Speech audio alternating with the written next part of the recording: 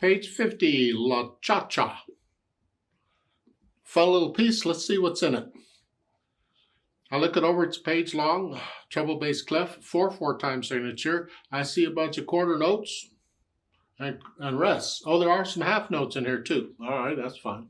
Now, the hands, it looks like they're really busy and lots going on, but when you kind of dig into it, you find, maybe not. So I am still going to take this both hands at the same time. For the most part, it's only one hand or the other playing.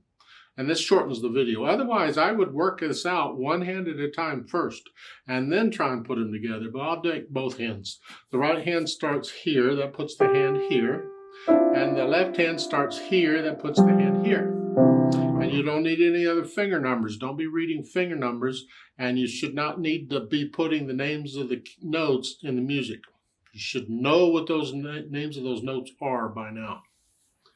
So here, 1, 2, 3, 4. Just real slow. Just make sure you get it.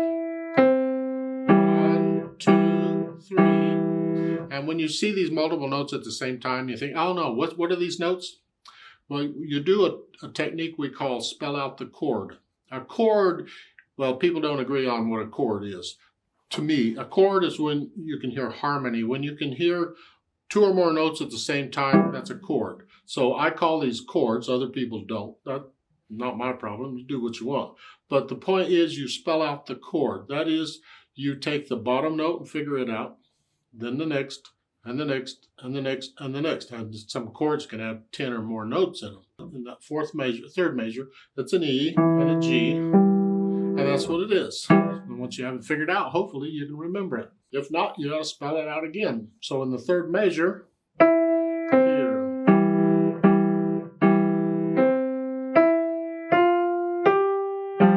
Get the idea?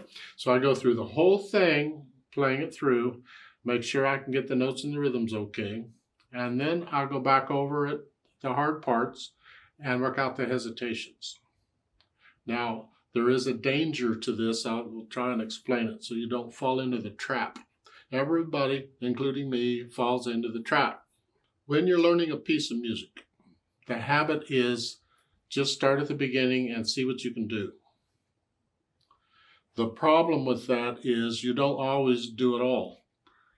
So when you're learning it, you end up learning the first part of it really well because you're constantly starting there, you're playing it.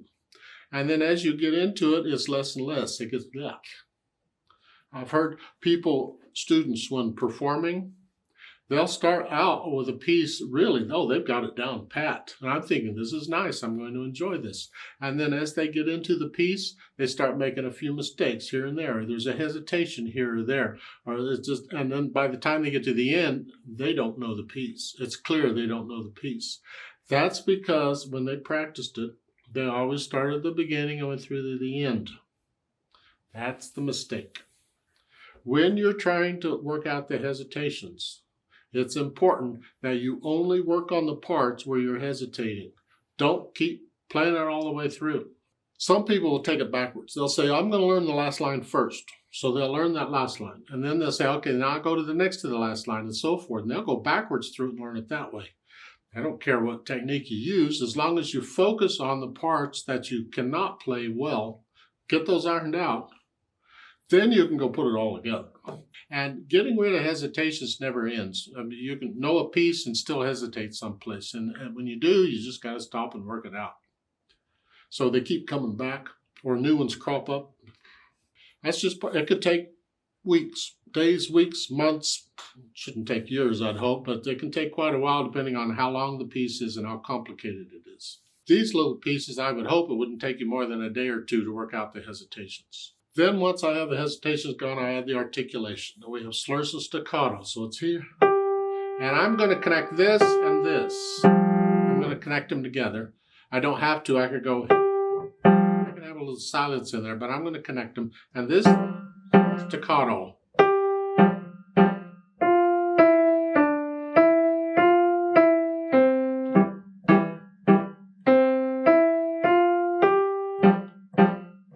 So I add in the staccatos and slurs and stuff. And once I have those under control, then I add the dynamics. All right, let's talk dynamics a little bit. You already know about soft and loud and the in-betweens and crescendo and diminuendo, I hope. Generally speaking, when they put in a dynamic, an indication in the music, most of the time, you'll get one indication, like at the beginning of this piece, period. And it's up to you to know how to apply it. Not all notes are the same. The dynamic given applies to the melody. So you got to figure out, where's the melody? What is melody? Is this? No. This.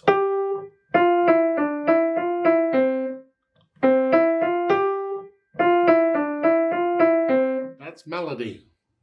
So the dynamic, mezzo forte at the beginning, applies to that. This is background. They're background singers. Don't play them the same. Don't go. Keep this, play this under. How much under? Depends on the music. Generally, you can go down 1 or 2 notches. So I go down to MP or P, either one. Yeah, experiment. Just make it under. We want to hear the melody. It should be clear to the listeners where the melody is at all times. And the melody can go back and forth between the hands. So just here. This is soft. So this is sort of heavy, soft, light. And keep this left hand light when you're doing these chords all the way through. So it's...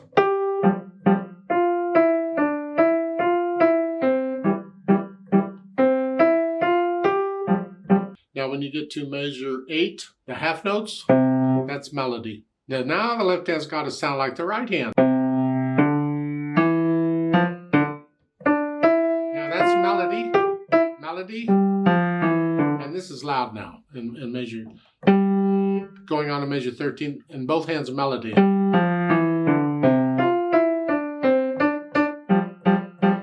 And now you're going back to what you were doing at the beginning. In measure 17, sort of loud, soft. And then at the end, they want you to be loud. Because it's the final cha-cha-cha. Now that's interpretation.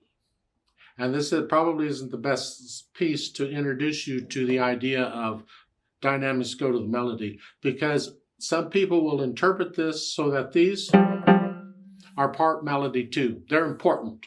And if they're important, they need to be heard. So they would play all of this the same. Sort of loud, sort of loud.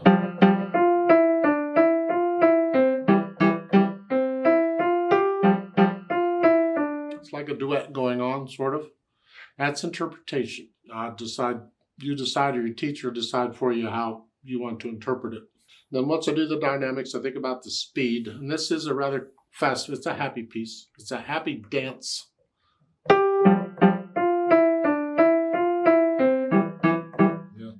And remember the natural accents? 1, 2, 3, 4. 1, 2. 1, 2, 3.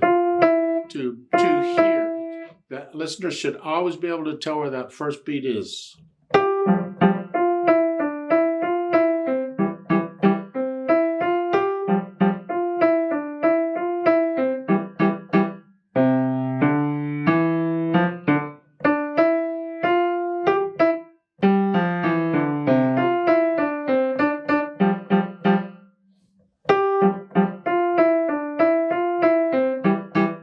Something like that.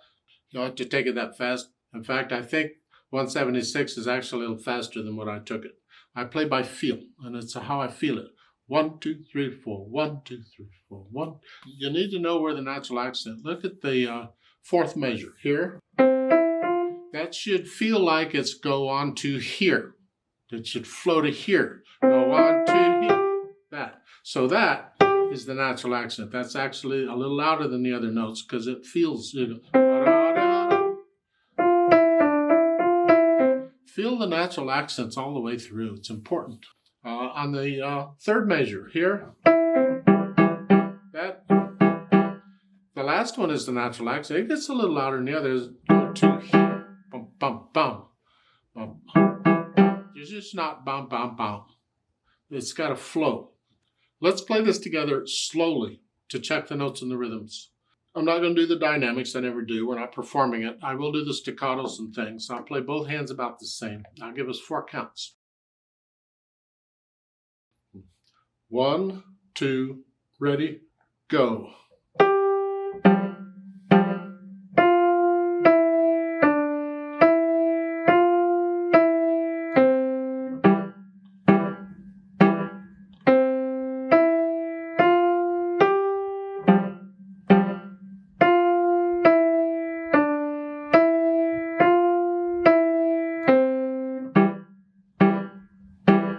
Rest. 4. 1, 2, 3, 4. 3. 1, 2, 3, 4. 3, 4.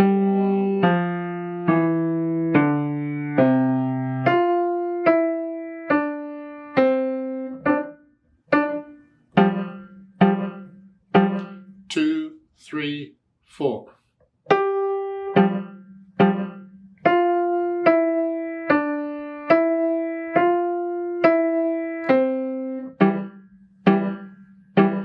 2, 3, 4. There's a duet for this at the bottom of the page. I'd like to try that. I need you to go up an octave on the keyboard again. So just pretend the middle C instead of here is here. So instead of here, you're up here. Play it up here. All up here. Going to speed it up a little bit, not full speed, but up a little bit, and I'll give us 4 counts, and it's going to go quick. So it's 1, 2, ready, go, and then we're off. I need to adjust this accompaniment a little bit because there's some rests in here, and I need to play something on every beat to keep us together because I can't hear you, I can't stay with you. So I'm going to make up something to play quarter notes throughout somehow. 1, 2, ready, go.